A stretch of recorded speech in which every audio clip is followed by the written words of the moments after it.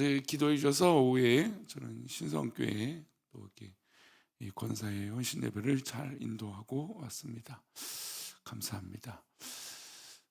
요즘 이제 학교마다 어린아이 수가 적죠. 많아야 20명 좀 넘은 16명, 17명. 또 심지어 서울에서 입학생이 없다라고 하는 뉴스를 듣기도 했습니다. 그냥 특수한 경우이기도 하겠지만 어쨌든 그런 얘기를 들을 때 학교들이 좀 앞으로 이 아이들의 미래들이 또 어떤 미래가 될까 그런 생각을 해봅니다. 근데 이제 학교 현장마다 이제 추구하는 수업의 이 모습들이 있죠. 물론 요즘 디지털 기기를 활용해서 이렇게 공부를 하고 그런 것도 있지만 중요한 이 수업 방식의 하나는 질문이에요, 질문. 근데 질문을 하도록 아이들에게 요구를 하고 유도를 하죠. 그래서 토론, 이제 약간 이제 미국식 교육이기도 하겠지만 토론을 해서 아이들이 스스로 생각하고 스스로 이 아이들이 판단하게끔 교육을 하려고 한다고 합니다. 그런데 이게 좀 잘 안 돼요, 우리나라는. 따라서 하는 거, 따라서 쓰는 거, 따라서 하는 거, 이렇게 하는 것들은 정해진 룰에 있는 것들은 잘 하는데 이게 좀 말하고 하는 게 좀 어려워요. 근데 좀 요즘은 또 이제 극으로 나눠지죠. 잘하는 애들은 또 이렇게 스스로 말을 잘하지만 안 하는 애들은 아예 하지 않는 경우들이 있다는 거죠. 근데 놀라운 건 이 집에서 전혀 말하지 않는 애들이 또 학교에 가면 엄청나게 말을 잘하는 애들이 있고, 또 집에서 말을 그렇게 잘하는 아이들이 또 학교 와서는 쥐 죽은 듯이 그냥 가만히 있는 경우들이 있다고 합니다. 근데 왜 이게 좀 잘 안 되냐 했더니 대부분이 이 대답을 부모가 하는 거예요. 아이들이 누가 어른들이 물어보면 어떠니 하면 이제 아이들이 대답을 해야 되는데 이제 그거를 이제 부모들은 답답하잖아요. 저도 우리 처조카가 있는데 애가 가만히 꿀 먹었는지 가만히 있으면 그냥 제가 답답해서 제가 얘기를 해요. 그러니 아이들이 이제 스스로 대답하고 스스로 생각하고 이렇게 해야 되는데 그러지 못하는 거죠. 그러니까 아이들이 왜 그런지 충분히 말할 수 있는 기회를 주고 시간을 줘야 되는데 우리는 그런 여유가 없는 거예요. 하지만 우리는 알고 있습니다. 아이들이 스스로 생각하고 스스로 대답하고 또 스스로 판단하는 것이 굉장히 중요한 작업인 것을 알고 있는 것이죠. 신앙생활에도 사실은 마찬가지입니다. 우리가 하나님 앞에 또 우리 스스로 생각하고 또 하나님 앞에 묻고 또 성도들에게 또 서로 물어보고 이런 과정들은 굉장히 중요하죠. 그리고 또 거기서만 머물러 있는 거 아니라 내 신앙의 어떤 삶을 더 건강하게 살 수 있도록 또 살기 위해서 노력하고 또 하나님 말씀에 묻고 또 목회자에게 묻고 또 우리 성도들에게 묻는 이런 과정은 굉장히 우리 자신의 신앙생활에도 굉장히 중요한 일입니다. 오늘 본문엔 이 산헤드린 공회원 중에 한 사람인 예수님께 나와서 이야기를 합니다. 유대인이죠. 니고데모라고 하는 사람이 예수님께 나와서 질문을 합니다. 우리 그 과정을 1절부터 시작을 하게 됩니다. 우리 1절 말씀인데요. 다시 볼까요? 그런데 바리새인 중에 니고데모라 하는 사람이 있으니 유대인의 지도자라. 우리가 알다시피 예수님이 오셨을 때 바리새인들이나 서기관들이나 제사장들, 즉 하나님 말씀을 잘 안다라고 하는 이 율법주의자들, 이들을 책망하신 장면이 있어요. 우리가 잘 알다시피 세례 요한도 아주 화를 내면서 이 변화되지 않는, 하나님 말씀은 안다지만 권력만 누리고 오히려 더 정직하지 못한 그런 모습을 지적하면서 화를 냈던 인물들, 그 사람들이 바리새인들 아닙니까? 우리가 잘 알 때. 근데 이 바리새인이 그 중에 이 니고데모라고 하는 사람이 예수님께 나왔습니다. 근데 이 사람이 바로 종교 지도자였어요.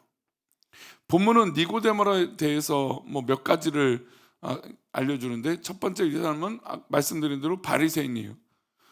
바리새인은 어떻게 보면 율법으로 따진다면 흠잡을 데가 없는 사람이죠. 하나님 말씀 구약의 율법들은 달달달 다 외우는 사람이고 그 말씀을 그대로 행동으로 옮기려고 했던 사람입니다. 그래서 뭐 율법의 아는 가치나 행동으로 볼 땐 뭐 흠잡을 데 없는 사람입니다. 헌금, 뭐 금식, 기도, 뭐 모든 것을 완벽하게 하려고 했던 사람이에요. 그 사람이 바로 이 바리새인이죠. 근데 동시에 그는 어떤 사람이었냐면 유대인들의 지도자였습니다. 서론에 말씀드린 대로 산헤드린 공회원의 공회원입니다. 어쩌면 이 유대 지도자가 되었다는 건 이 유대 사회를 이끌어가고 있는 이 권력을 갖고 있던 사람입니다. 율법을 해석하고 적용하는 모든 의결을 했던 사람들이에요. 그 심지어 그래서 사람을 죽이는데도 그 힘을 낼 수도 있는 이 판결을, 그러니까 재판관에 있음에도 불구하고 이런 판결을 권유하고 힘을 실을 수 있는 이 기관이 바로 이 산헤드린 공회원이었습니다. 근데 이들은, 그러니까 공회원들은 가지고 있을 수 있는 이 권력을 다 누리고 있고 힘도 있고 지식도 있고 어떤 뭐 율법적인 지도자 역할들을 다 하고 있었던, 그래서 어떻게 보면 힘과 권력이 다 있던 사람들이었죠. 근데 그런 사람이 니고데모인데 그 사람이 누구를 찾아왔습니까? 예수님을 찾아온 거죠. 그리고 예수님을 찾아와 이렇게 말합니다. 2절인데요. 읽겠습니다. 그가 밤에 예수께 와서 이르되 랍비여, 우리가 당신은 하나님께로부터 오신 선생인 줄 아나이다. 하나님이 함께 하시지 아니하시면 당신이 행하시는 이 표적을 아무도 할 수 없음이니이다. 그는 밤에 찾아왔습니다. 밤에 찾아온 이유는 뻔하죠. 지도자이고 권력자이기 때문에 사람들이 많이 보는 그 시간에 예수님을 만나는 건 굉장히 어려운 일이었어요. 그래서 이 밤에 사람들의 눈에 뜨지 않는 시간에 예수님께 찾아왔습니다. 그리고 예수님에 대해서 궁금했던 거죠. 왜냐하면 이게 하나님께로부터 오신 분이 아니면 이런 능력, 이렇게 힘을, 또 어떤 이 기적을 행하고 그렇게 말의 힘도 있을 수 없다, 그런 생각을 했던 것이에요. 그래서 예수님이 행하시는 이 표적을 아무도 할 수 없는데 예수님 과연 당신은 누구입니까? 라고 궁금했던 것이죠. 주님이 행한 표적을 통해서 주님은 하나님께서 보낸 그런 존재인 것을 이 니고데모는 조금 느꼈던 것 같습니다. 그래서 예수님을 밤에 찾아온 것이죠. 니고데모는 혼자 이 고민을 가지고 있었습니다. 평소에 다른 사람처럼 율법 알고 있었던 사람들이라면 메시아에 대해서 대망했어요. 왜냐하면 로마의 압제를 받고 있었기 때문에 로마를 이겨내고 우리를 다 구원해주고 이 사회를 변화시키고 이길 존재가 메시아라고 여겼기 때문에 이 메시아가 오면 우리의 억울함과 또 우리의 짓눌렸던 것, 모든 것들을 해방시켜 주실 그런 분이라고 생각했습니다. 그래서 유대인들은 지금도 메시아 열망의 이 시선을 갖고 있는 것이죠. 그런 관점으로 니고데모가 과연 예수님이, 랍비라고 하는 이 선생님이 그런 존재는 아닐까? 근데 자신들이 생각했던 그런 이 메시아는 아닌 것 같은데 그래도 이런 능력이 아무나 있을 능력이 아니니까 그래서 궁금했던 것이죠. 어떻게 보면 주님을 찾아온 것 자체가 어떻게 보면 훌륭한 선택이었습니다. 주님은 그에게 몇 가지 중요한 이야기들을 하시고 우리가 잘 알다시피 요한복음 3장 16절이 이 니고데모와 대화 가운데 나오는 말씀이 되는 것이죠. 근데 어쨌든 그 아주 유명하고 중요한 어쩌면 성경의 핵심이 되는 요한복음 3장 16절을 제외하고 오늘 이 니고데모에게 이런 말씀을 하십니다. 우리 3절 말씀 보겠습니다. 예수께서 대답하여 이르시되 진실로 진실로 내게 이르노니 사람이 거듭나지 아니하면 하나님의 나라를 볼 수 없느니라. 지금 이런 기적이 일어나고 예수님이 이런 능력을 행하는 건 이 가치, 이 모든 것, 이런 일들이 일어나는 일들의 이유, 원인, 이 과정, 이것은 바로 하나님의 아들로 오신 이 예수님, 이것을 거듭난 눈으로 봐야 알 수 있다는 겁니다. 그러니까 우리가 생각하는 우리 인간의 눈으로 판단하면 이해할 수 없지만 거듭난 눈으로 이 현상과 이 사태를 들여다보면 믿음의 판단, 하나님이 원하시는 판단, 왜 이 일이 일어나고 있는지에 대해서 알게 될 수 있다는 것이죠. 그래서 예수님은 니고데모에게 이 일들이 일어난 이유는 거듭난 사람만이 알 수 있다. 믿음이 있는 사람만이 알 수 있다라고 설명을 하고 계신 겁니다. 저는 이 과정 가운데 니고데모가 이런 질문을 던졌다는 게 굉장히 중요하다고 생각합니다. 우리가 때로는 믿음 생활할 때 우리가 이해되지 않은 것들이 있을 수 있어요. 납득이 되지 않은 것들이 있어요. 근데 신앙생활 하다 보니까 그냥 그런 거지 라고 넘어갈 때가 있다는 거죠. 그러나 여러분, 그런 모든 요소들이 거듭난 사람들만이 이해할 수 있다는 거예요. 즉 믿음의 사람들이 눈을 더 뜨여야 볼 수 있다는 거죠. 근데 여기서 또 한 가지 질문이 생겨요. 나는 그럼 믿음이 연약하니까 이렇게 생각하는 건가? 그러면 난 이런 질문하면 다른 사람들이 볼 때 믿음이 없다라고 얘기할 수 있겠네? 그리고 주저하고 그냥 넘어가는 거죠. 여러분, 우리가 궁금하고 우리가 또 때로는 의심도 생길 수 있잖아요.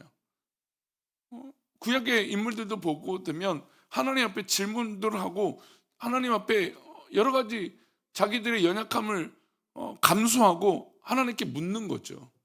근데 그거를 하나님께서 야 너는 그것도 모르냐? 이러시지 않으시잖아요.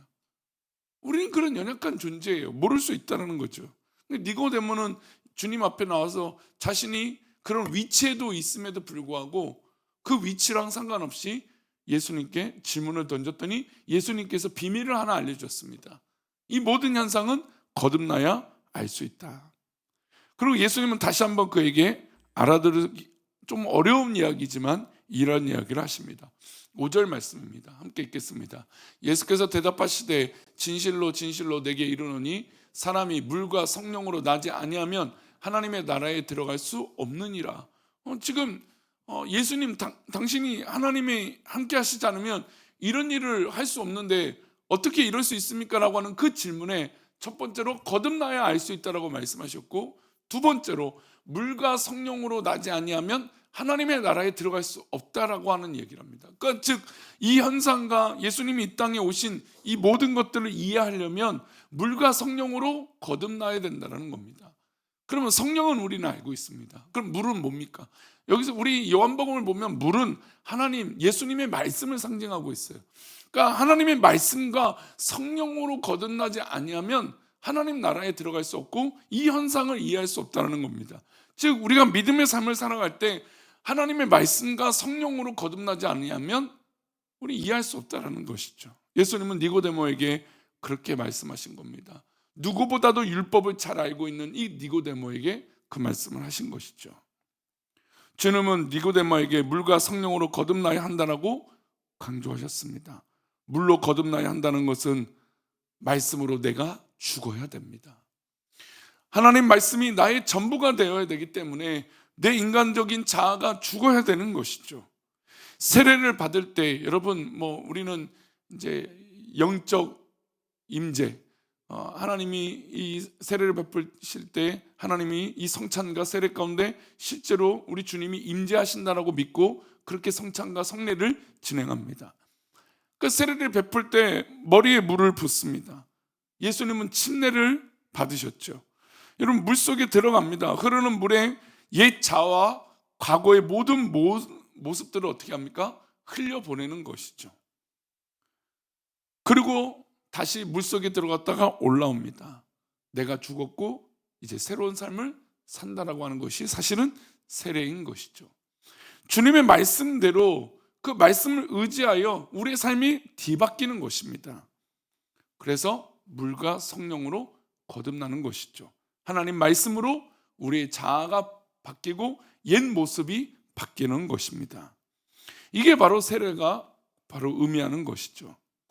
우리가 물과 성령으로 거듭난 존재인지 우리는 스스로 돌아봐야 됩니다. 그러면 주님의 능력을 경험하게 될 것이고 거듭난 것은 나도 그런 모습으로 살 수 있다는 것이죠. 우리 8절 말씀인데요. 함께 보겠습니다.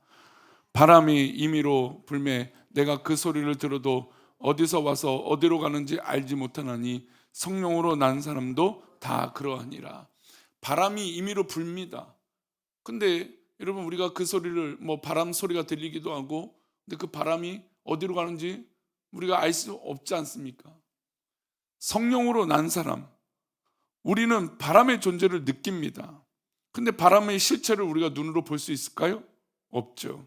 시원하게 불어서 흐르는 그럴 때 우리의 몸을 시원하게 만들어 줍니다. 거듭난 사람이 바로 이와 같다는 거죠. 거듭난 사람은 본인이 먼저 느끼고 주변 사람들이 분명히 느낍니다. 아, 달라졌구나. 아, 이제 옛 자아가 깨어졌구나. 아, 성령으로 거듭나서 이제 정말 이 바람이 불어서 시원하게 된 것처럼 우리가 그렇게 변화됐구나. 우리가 서로 느껴야 돼요. 여러분, 성령에 충만한 교회가 어떤 교회입니까? 바로 이 거듭난 것들을 서로 느끼는 거예요. 아, 바뀌기 시작했구나. 아, 옛 자아가 깨졌구나. 아, 옛 모습이 없어졌구나. 예수님은 바로 이 니고데모에게 성령의 거듭난 모습을 알려주신 것입니다. 그러니 우리 월요일 새벽 예배 나오신 우리 성도님들, 오늘도 우리는 우리의 옛 자아를 깨뜨리고 없애야 됩니다. 그리고 하나님 앞에 이 성령으로 거듭난, 그리고 성령님을 따라 산 그런 거듭난 모습이 우리 가운데 있어야 되는 것이죠. 저는 우리 교회가 앞으로도 계속해서 성령님으로 말미암아 더욱더 거듭나고 또 새 힘을 얻어 영광을 돌리는 귀한 우리 공동체가 되기를 소망합니다. 기도합니다. 하나님 아버지, 주님께서 우리 니고데모를 만나셔서 니고데모에게 거듭남이 무엇인지, 구원이 무엇인지, 그리고 하나님이 이 세상을 얼마나 사랑하셨는지, 그래서 독생자를 보내주신 그 이유가 무엇인지 니고데모에게 설명해 주셨습니다. 하나님, 무엇보다 우리도 주님의 말씀을 기억하며 옛 자아를 벗어버리고 새롭게 거듭난 믿음의 삶이 되어질 수 있도록 은혜를 내려 주옵소서. 혹은 아직도 내 자아가 깨뜨려지지 아니하고 아직도 거듭나지 못한 것들이 있다면 하나님 그 모습을 깨뜨리게 하시고 오직 주님의 말씀 가운데 살아가는 은혜가 있게 하여 주옵소서. 오늘 하루도 그렇게 우리를 인도하시고 붙들어 주실 것을 믿사오며 거룩하신 예수 그리스도 이름으로 기도 올려옵나이다. 아멘.